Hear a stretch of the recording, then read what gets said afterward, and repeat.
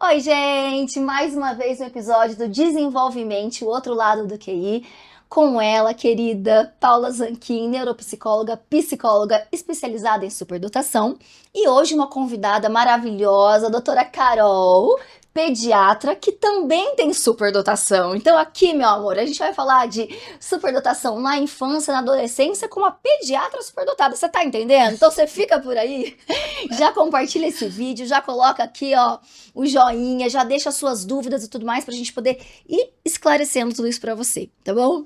Doutora Carol, seja bem-vinda. Eu imagino que muitos pais cheguem no consultório sem saber que o filho tem superdotação, se queixando de outras coisas. Em que momento dá um estalo e você fala, pera, estamos aqui talvez com uma criança superdotada e esses pais não estão sabendo? Sim, Kelly, na verdade, isso não é raro de acontecer. É muito raro, inclusive, a gente chegar com um diagnóstico de superdotação. Às vezes, a gente percebe a queixa escolar. Isso eles trazem bastante, de às vezes um mau comportamento na escola. E aí eu sempre tento determinar de que maneira esse mau comportamento está acontecendo. Porque da mesma forma que existem aqueles que se adequam no ambiente escolar e se desregulam em casa, e então a pessoa mascara aquele comportamento, se enquadra porque ela entende que tem que ter um padrão comportamental adequado, vai bem, mas fica obsoleto e depois tem uma desregulação emocional fora de casa. Existem aqueles que simplesmente terminam aquele conteúdo apresentado numa velocidade exorbitante e aí eles vão brincar. Eles vão conversar com os amigos, eles vão terminar a tarefa dos amigos, eles vão... E aí aquilo é interpretado como, às vezes, um mau comportamento. Ou que, às vezes, até se desregulam impulsivamente, porque aquilo é cansativo para eles. Então, eu sempre tento determinar com a família, não, mas espera aí, essa causa de mau comportamento na escola é como? Ele aprende fácil? Ele está acelerado na matéria? Ele tem alguma dificuldade? Muitas vezes, nesse momento, a mãe fala assim, não, então, o livro letivo, que vai até o fim do ano, ele já terminou, a gente tá em março, abril.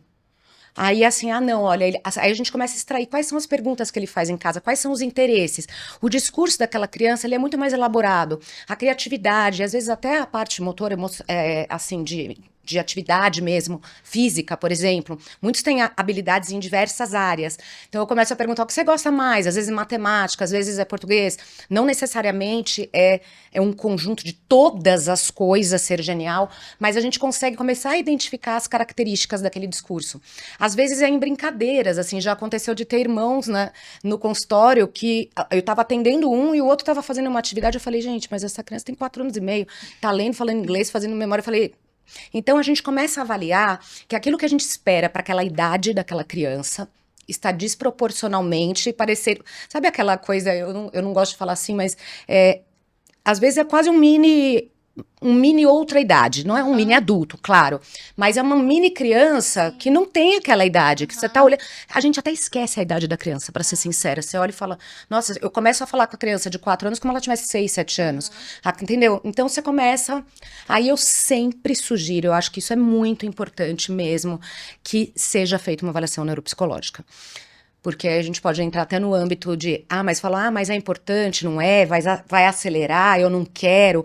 Não, gente, importante é a gente identificar o que é aquele ser.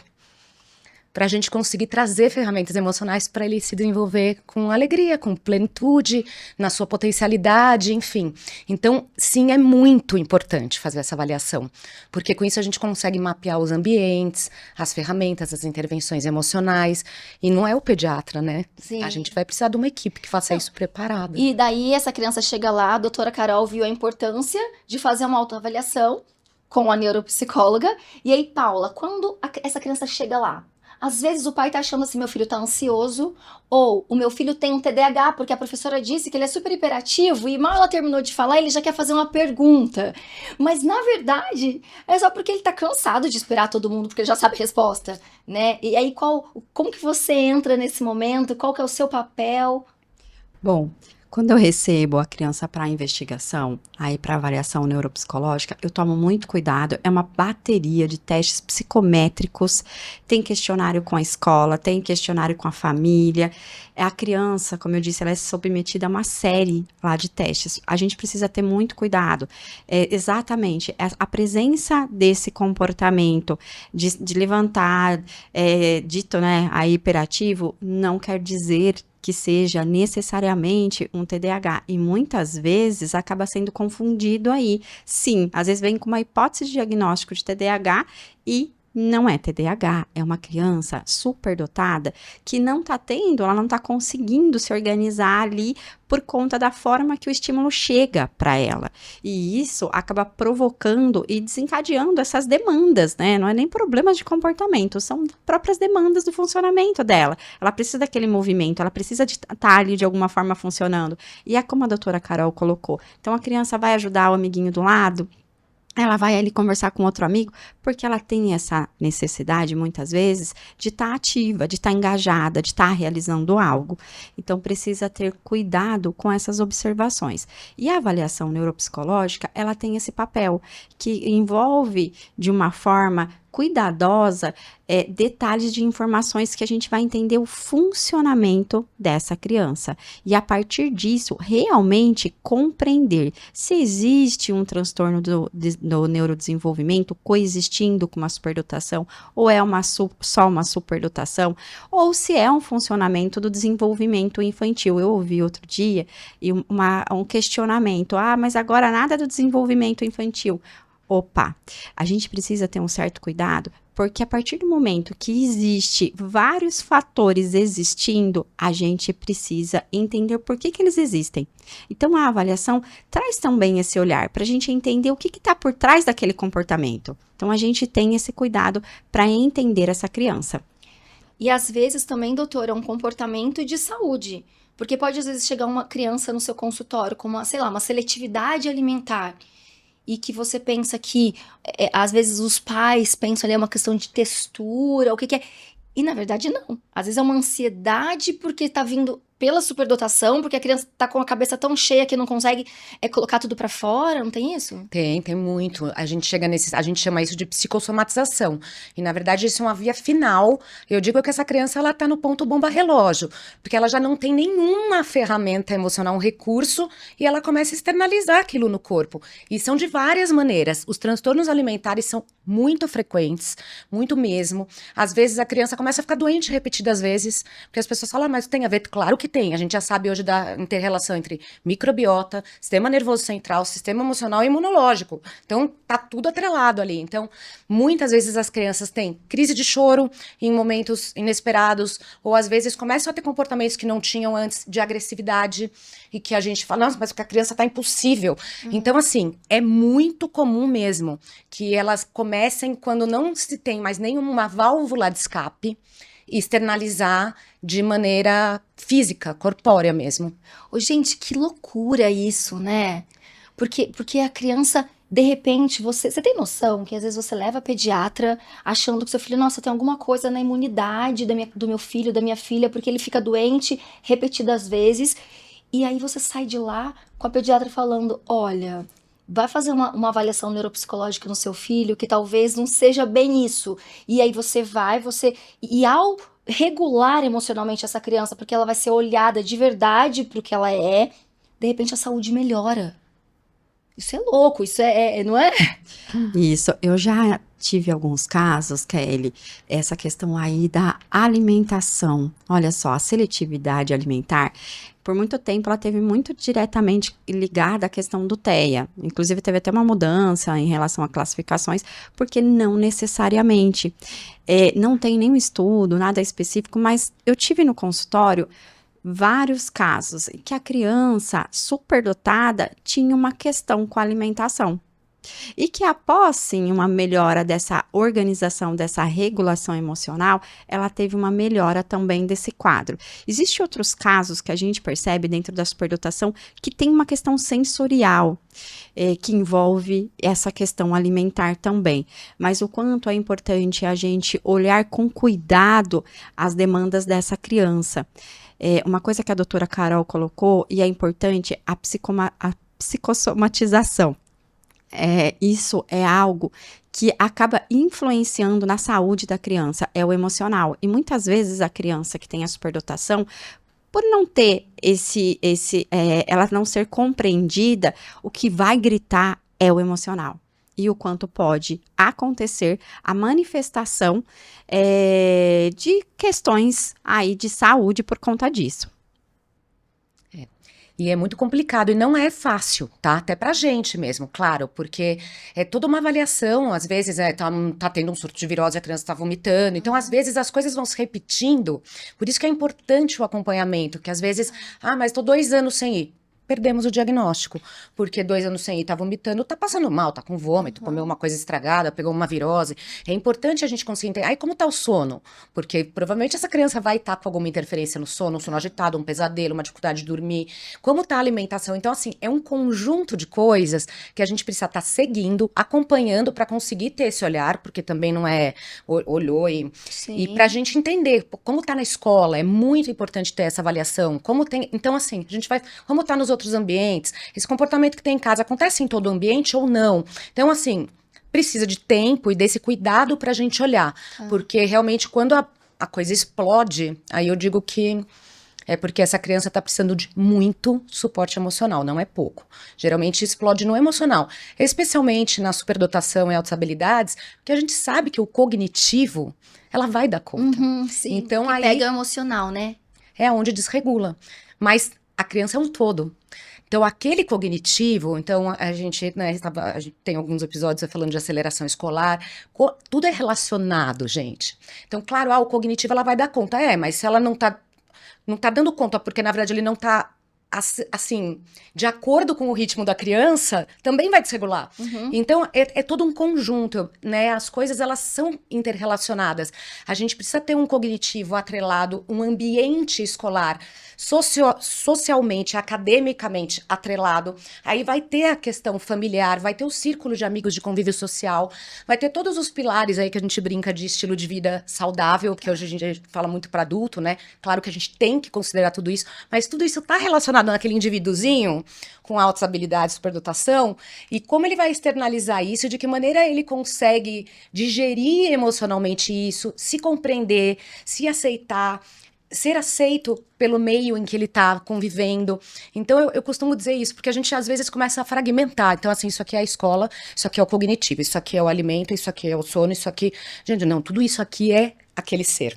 Então, às vezes, a gente vai ter um pouquinho mais de dificuldade no sono, mas a gente vai estar trabalhando uma situação de desafio em outras coisas.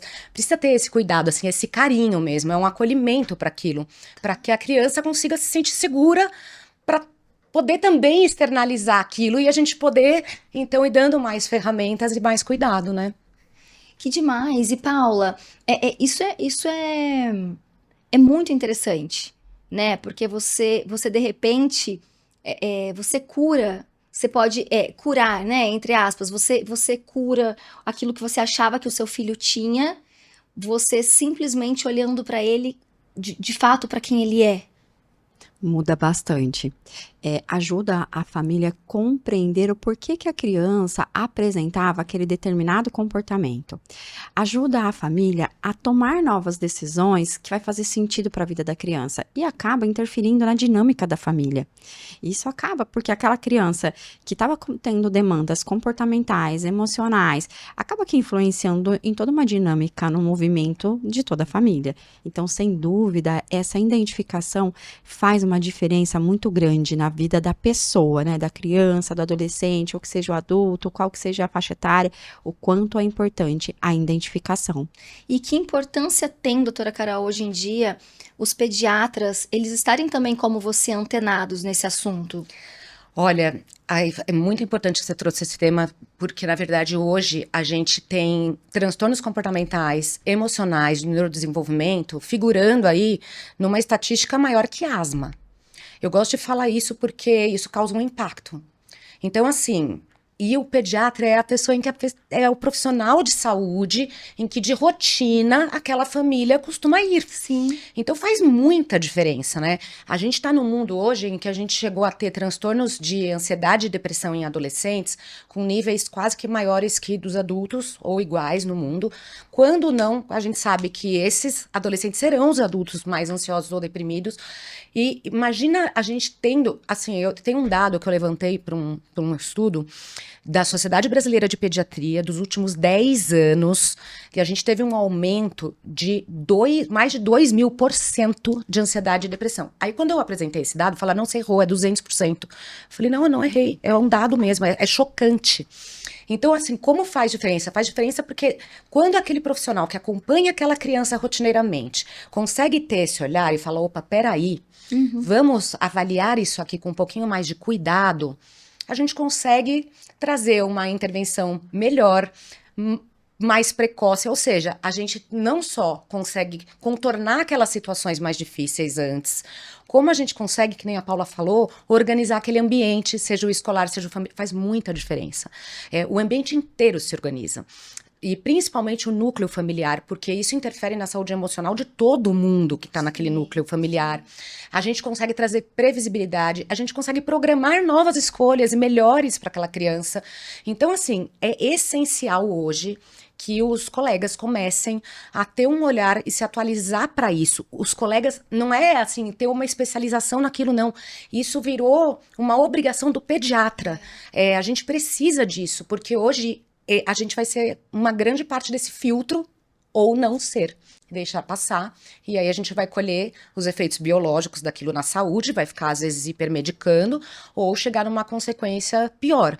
Então, é muito importante isso, assim como outros cuidadores. Então, esse olhar cuidadoso da escola, se a criança faz outras atividades, às vezes ali. Ou seja, naqueles ambientes em que a criança tem uma rotina, a gente conseguir ter esse olhar mais cauteloso vai, com certeza, fazer diferença. Eu sempre falo que esse podcast, ele não é só para as famílias, porque ele é para os professores, para todas as pessoas que cuidam e lidam com crianças e adolescentes no seu dia a dia, para os médicos, porque olha a importância hoje em dia dos médicos, dos pediatras se atualizarem e entenderem o que tem por trás daquele comportamento e o que pode ser, de repente, uma superdotação e você tá aí achando que é uma ansiedade e supermedicando ou não tá entendendo, começa a pesquisar ali o corpo da criança, do adolescente, não tá entendendo por que aquelas doenças, né, psicossomáticas, e de repente você vai ver que tá tudo aqui, ó.